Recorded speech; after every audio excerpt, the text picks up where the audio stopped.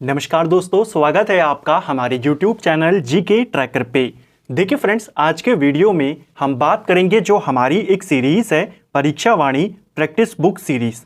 और इस सीरीज़ में जो हम फॉरेस्ट वाला चैप्टर यहाँ पर कवर कर रहे थे, जैसा आप जानते हैं हम पूरी परीक्षा वाणी को MCQ के रूप में कवर कर रहे हैं और चैप्टर वाइज आपको MCQ देखने को मिलते हैं। हिस्ट्री का पूरा चैप्टर हम कंप्लीट कर चुके हैं, भौतिक संरचना का कर चुके हैं, नदी तंत्र का कर चुके हैं, वन संपदा, वन आंदोलन, इस चैप्टर को हम कवर कर रहे थे।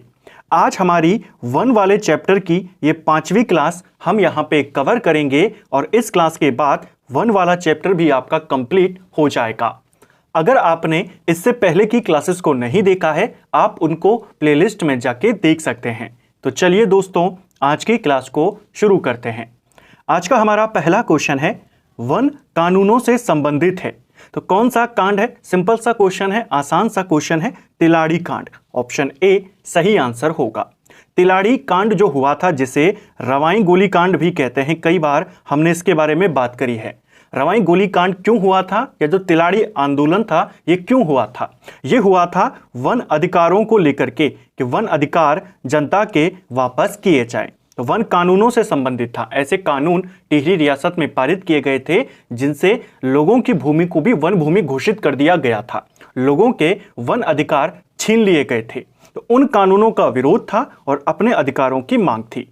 तिलाड़ी कांड कब हुआ? ये हुआ आपके 30 मई 1930 को, जब यहाँ पर टिहरी के अंदर तिलाड़ी मैदान में जनता जमा थी, वहाँ पर सभा चल रही थी और जो टिहरी का दीवान था, टिहरी रियासत का चक्रधर जुयाल, वो यहाँ पर गोलियां चलवा देता है। इसी घटना को तिलाड़ी कांड या रवाई गोली कांड कहते हैं। इसकी तिथि पूछी जाती है 30 मई 1930। नेक्स्ट है, अस्कोट आराकोट अभियान किसके द्वारा संचालित होता है? तो देखिए, जो प्रसिद्ध यात्रा है, जो प्रसिद्ध अभियान है आपका अस्कोट आराकोट अभियान, हर 10 साल में इसे किया जाता है। गांवों को अच्छे से जानने के लिए एक पूरी यात्रा होती है। पिथौरागढ़ के अस्कोट से लेकर के आराकोट तक ये यात्रा जाती है। इसका संचालन पहाड़ संस्था के द्वारा किया जाता है। ऑप्शन सी सही आंसर होगा। पहाड़ संस्था की बात करें, इसकी स्थापना 1983 में होती है और इसके जो संस्थापक थे वो थे शेखर पाठक। तो क्वेश्चन आता है, पहाड़ संस्था का संबंध किस अभियान से है, किस यात्रा से है? अस्कोट आराकोट अभियान। ठीक है, कौन सी संस्था चलाती है? पहाड़ संस्था। इस अभियान की शुरुआत कब से हुई? पहली बार ये 1974 में किया गया था। उसके बाद हर लगभग 10 साल में इसे किया जाता है। 1983 में पहाड़ संस्था की स्थापना हुई और उसके बाद से इसे इसी संस्था के द्वारा आयोजित किया जाता है। ठीक है, इंदिरा गांधी राष्ट्रीय वन अकादमी कहाँ स्थित है? तो Indira Gandhi national forest academy कहाँ स्थित है? सीधा आंसर करेंगे, देहरादून में स्थित है। ऑप्शन बी इसका सही आंसर होगा। अगर हम इसकी स्थापना की बात करें, आपको 2 वर्ष याद करने हैं, एक रखना है 1938 और एक रखना है 1987। देखिए, इसकी जो स्थापना होती है वो 1938 में होती है। 1938 में इसे इंडियन फॉरेस्ट स्कूल के नाम से स्थापित किया गया था। जो इसे ये वर्तमान नाम मिला है, इंदिरा गांधी का नाम मिला है, राष्ट्रीय वन अकेडमी बनी, ये हुआ 1987। तो आपको दोनों वर्ष याद करने हैं। कई बार पूछ लेता है, स्थापना पूछता है और ऑप्शन में आपको 38 दे देता है। तो अगर आपको 87 विकल्प ने ना दिया हो तब आपको ये वाला टिक करना होगा। ठीक है, निम्न में से कौन सा विकल्प गलत है? तो यहां पर आपको जनपद और उसके कितने क्षेत्रफल में वन आवरण है, 17वीं जो वन रिपोर्ट आई है उसके आधार पर आपने बताना है।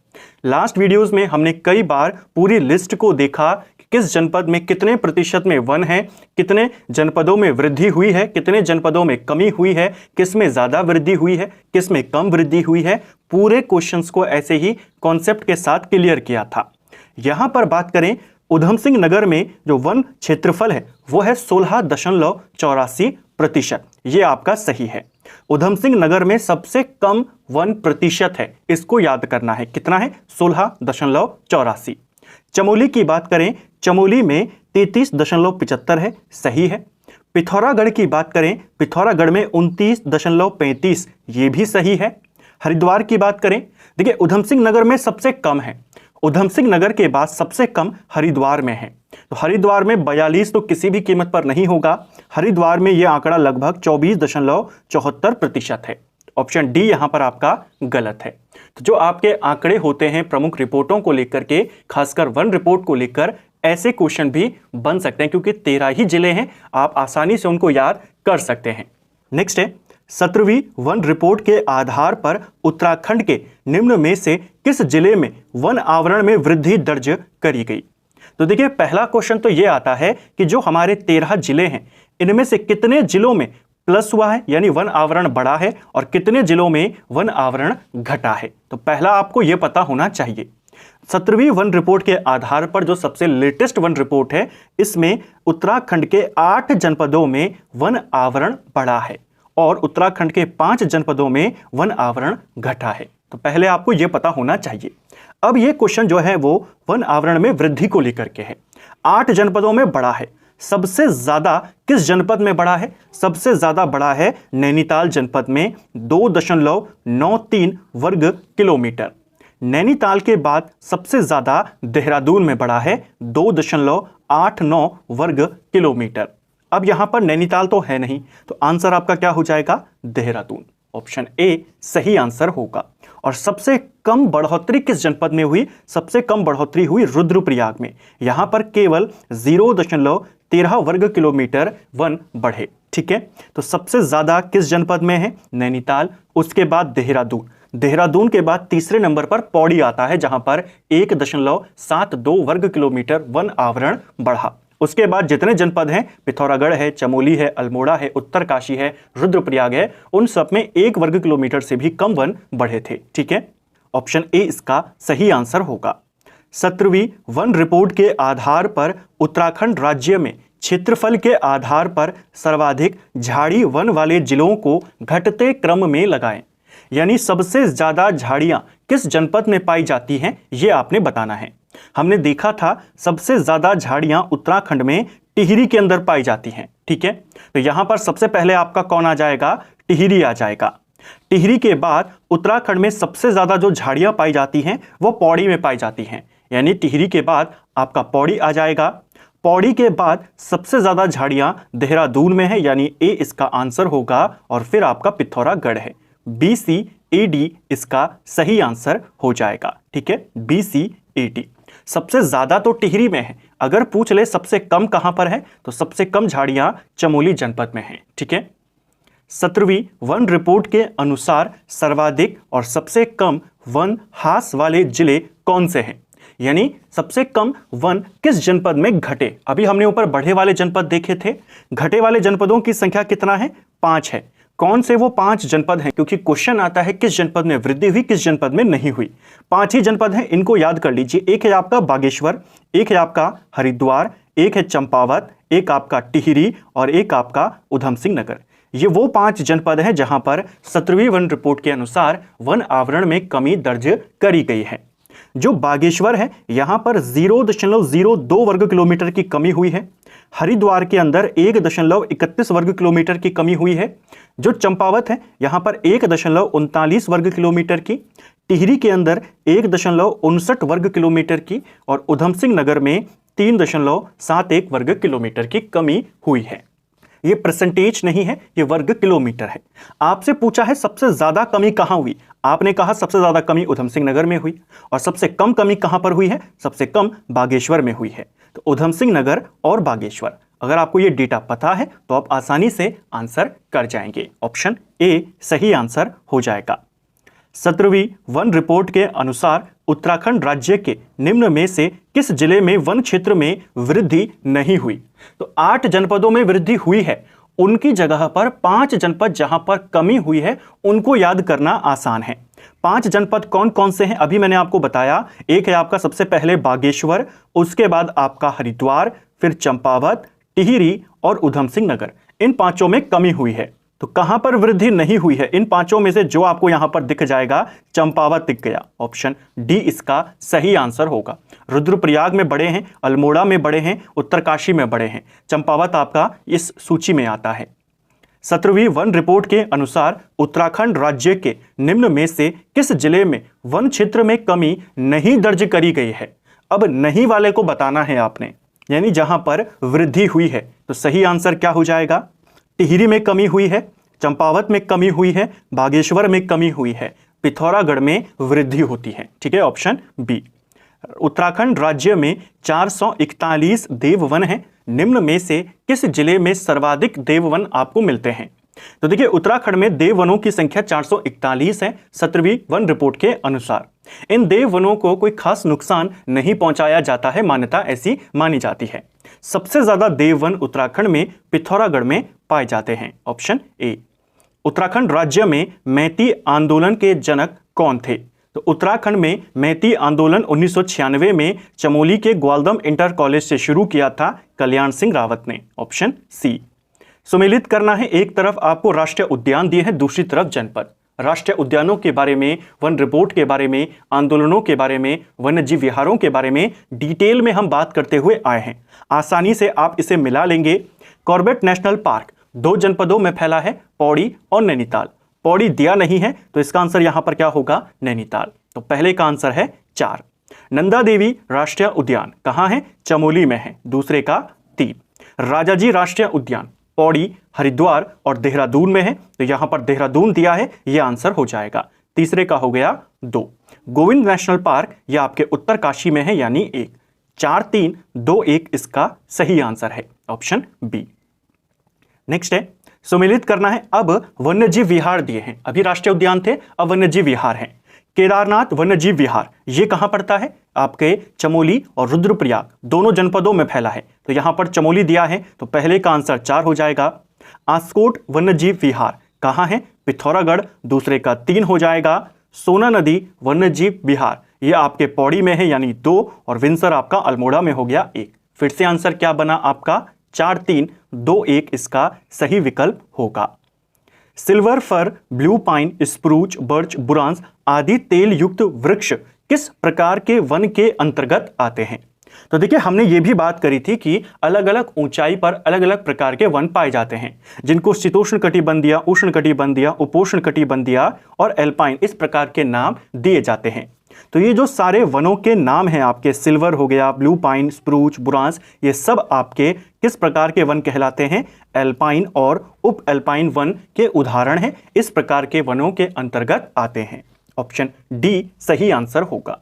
एल्पाइन, उप एल्पाइन वनों की बात करें तो ये 2700 मीटर से ऊपर की ऊंचाई पर पाए जाते हैं। कितने मीटर की ऊंचाई पर? 2700 मीटर। और इसमें आपके जो प्रमुख वृक्ष होते हैं वो आपका सिल्वर फर है, इसके अलावा ब्लू पाइन है, स्प्रूस है, देवदार है, बर्च है, बुरांस है, और इन सब में तेल युक्त ये वृक्ष होते हैं। ठीक है। उत्तराखंड राज्य में पर्यावरण शिक्षण एवं ग्रामोत्थान समिति यानी सीड का गठन 1993 में किसने और किस जनपद में किया था?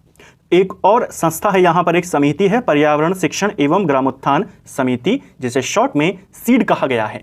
इसकी स्थापना 1993 में होती है। अल्मोड़ा में इसे स्थापित किया जाता है मोहन कांडपाल के द्वारा। Option A. निम्न में से कौन सा वन वृक्ष उत्तरांचल की पर्यावरण सुरक्षा एवं जनमानस की उपयोगिता के लिए महत्वपूर्ण है?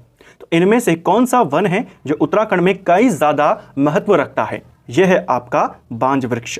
ऑप्शन सी सही आंसर होगा।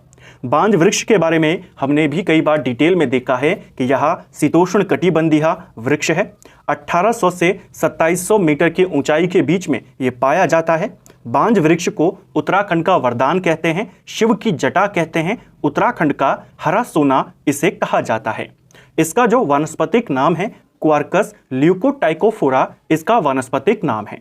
पूरी दुनिया में बांज की 40 प्रजातियां पाई जाती हैं और उत्तराखंड में इसकी 5 प्रजातियां पाई जाती हैं। ठीक है। नेक्स्ट है झूला। उत्तराखंड में पाया जाने वाला एक औषधीय वनस्पति है जिसका प्रयोग गरम मसाला, रंग रोगन, हवन सामग्री, रिजोनाइड निकालने में किया जाता है। इसका निर्यात सर्वाधिक किस देश को होता है? तो देखिए, आपका जो झूला वनस्पति है इन सब चीजों में इसका इस्तेमाल होता है, और जो उच्च कोटि की झूला वनस्पति है वो भेजी जाती है फ्रांस को। ऑप्शन बी सही आंसर होगा। ये क्वेश्चन भी पेपर में आया है।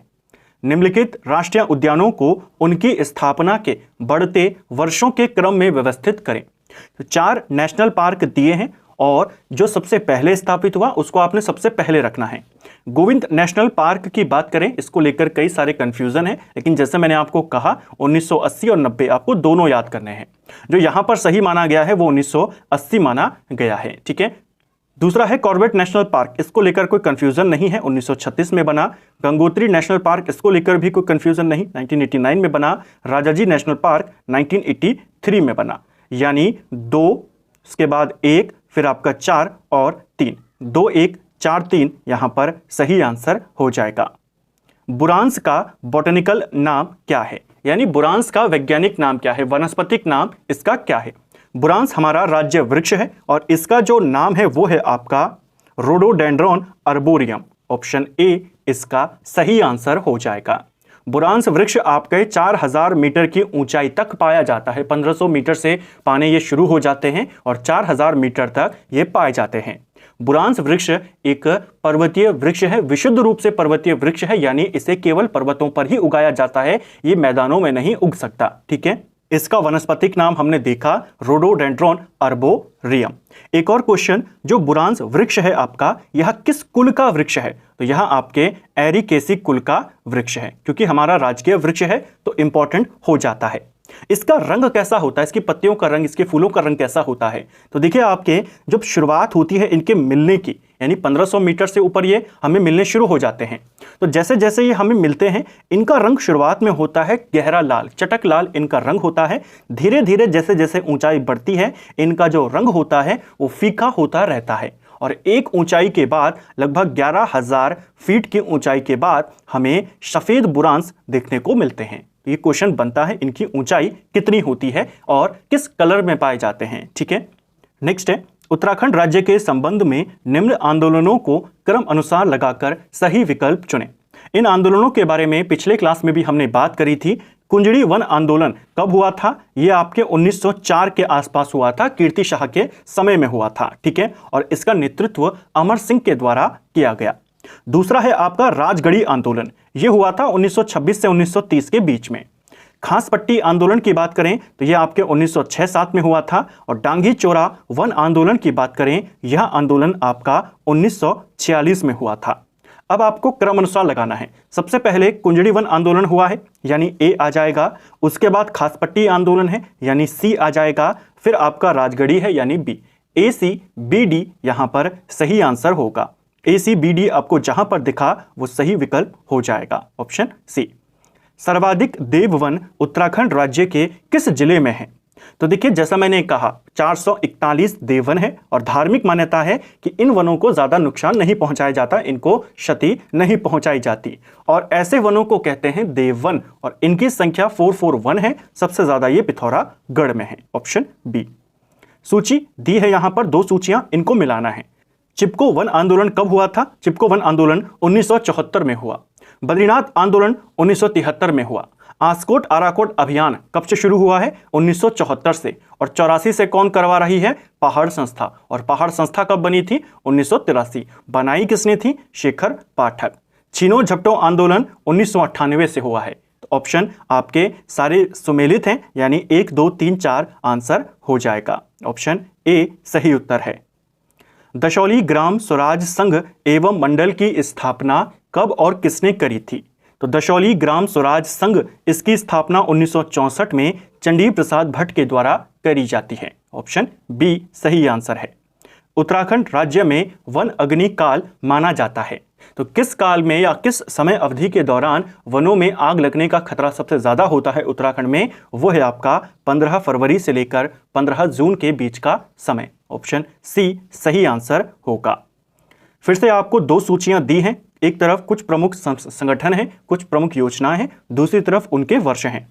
हिमालयी पर्यावरण शिक्षण संस्थान इसकी स्थापना कब करी गई, इसकी स्थापना हुई थी आपकी जनवरी 1995 में, यह आपका सही है।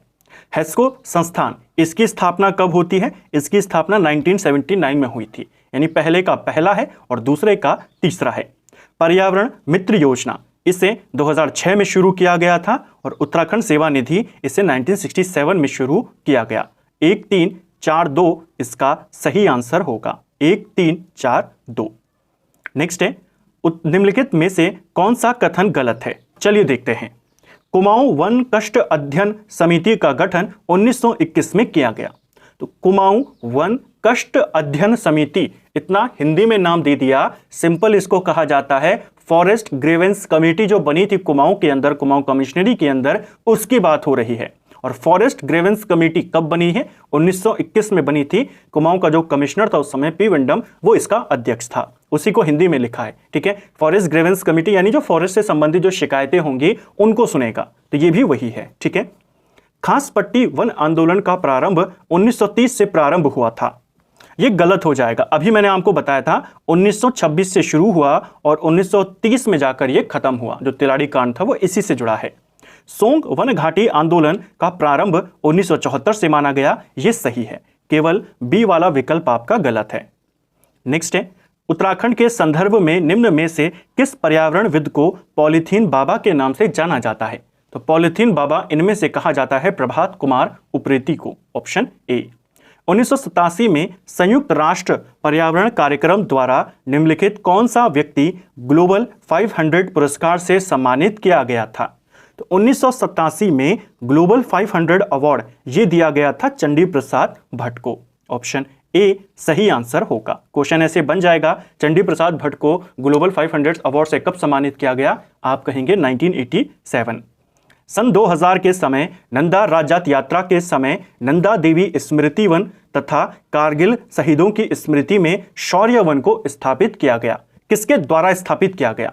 तो देखिए, नंदा देवी स्मृति वन और कारगिल शहीदों की स्मृति में स्मृति वन, शौर्य वन, ये स्थापित हुए थे सन 2000 में और कल्याण सिंह रावत के द्वारा इन्हें बनाया गया था।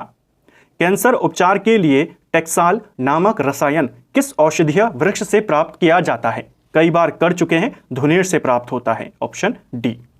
उत्तराखंड में उच्च शिखरिया पादप शोध संस्थान निम्न में से किस स्थान पर है? स्थलिया होगा यहां पर, उच्च स्थलिया पादप शोध संस्थान, और यह है आपके श्रीनगर में, ऑप्शन ए सही आंसर होगा। प्राचीन समय में उत्तराखंड की असिंचित भूमि को क्या कहा जाता था? तो देखिए, उत्तराखंड में जो असिंचित भूमि होती है उसे क्या कहा जाता है? 3 प्रमुख भूमियों को याद कर लीजिए, एक आपकी तलाऊ, एक आपकी उपराऊ और एक आपकी इजरान। जो तलाऊ भूमि होती है यह एक अच्छी सिंचित भूमि होती है, जो असिंचित भूमि है उसे कहते हैं उपराऊ, ऑप्शन सी इसका सही आंसर होगा। और जो पथरीली भूमि होती है, अपरिपक्व भूमि होती है, उसे इजरान कहते हैं, ठीक है। तो उपराऊ क्या है? आपकी असिंचित भूमि है। अस्कोट वन्यजीव विहार संरक्षित है।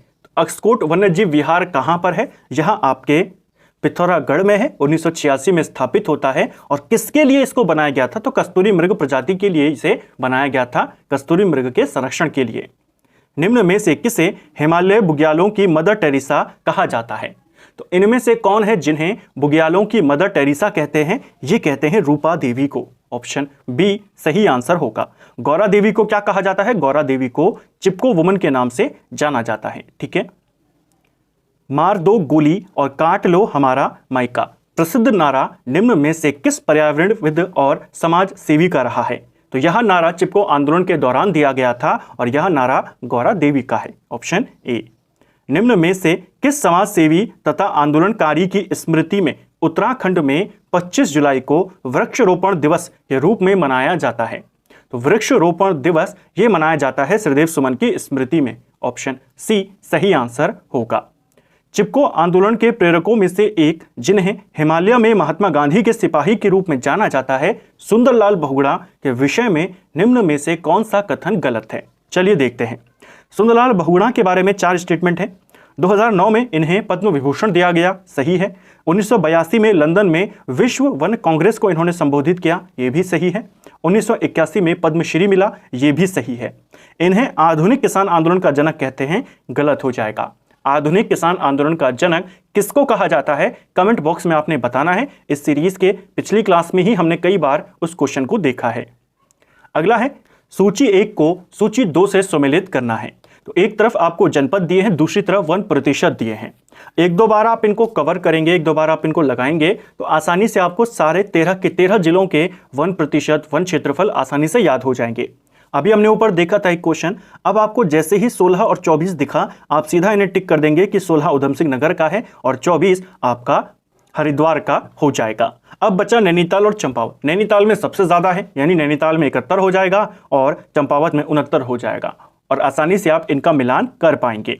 तो नैनीताल का क्या आंसर है 3, उधम सिंह नगर का है 2, चंपावत का है 4 और हरिद्वार का है 1। 3 2 4 1 इसका सही आंसर हो जाएगा। नेक्स्ट है, भारत में भूगणितीय सर्वेक्षण की नींव रखने का श्रेय जिस व्यक्ति को है जिसे कंपास वाला आदमी कहा जाता है, मसूरी में उसने एवरेस्ट पार्क या एवरेस्ट हाउस यहां पर बनाया था, निम्न में से वो कौन व्यक्ति है? तो एवरेस्ट पार्क या एवरेस्ट हाउस से ही आप बता देंगे जॉर्ज एवरेस्ट, ऑप्शन सी। 2013 में कोका कोला प्लांट के विरोध में प्रारंभ हुआ छरबा आंदोलन को नेतृत्व किसने प्रदान किया था? तो एक और आंदोलन जो आपका इसी सदी में हुआ, छरबा आंदोलन, और ये कोका कोला प्लांट के लगने के विरुद्ध हुआ था, 2013 में होता है देहरादून के अंदर और इसका नेतृत्व रोमीराम जायसवाल ने किया था, ऑप्शन सी। उत्तराखंड राज्य के निम्नलिखित किन 2 जिलों में झाड़ी वन का क्षेत्रफल सबसे ज्यादा है? तो झाड़ियां सबसे ज्यादा पहले में टिहरी है, दूसरे में पौड़ी है, टिहरी और Pauri, option B. Corbett park का हृदय स्थल कहा जाने वाला ढिकाला स्थान नैनीताल के किस नगर में स्थित है?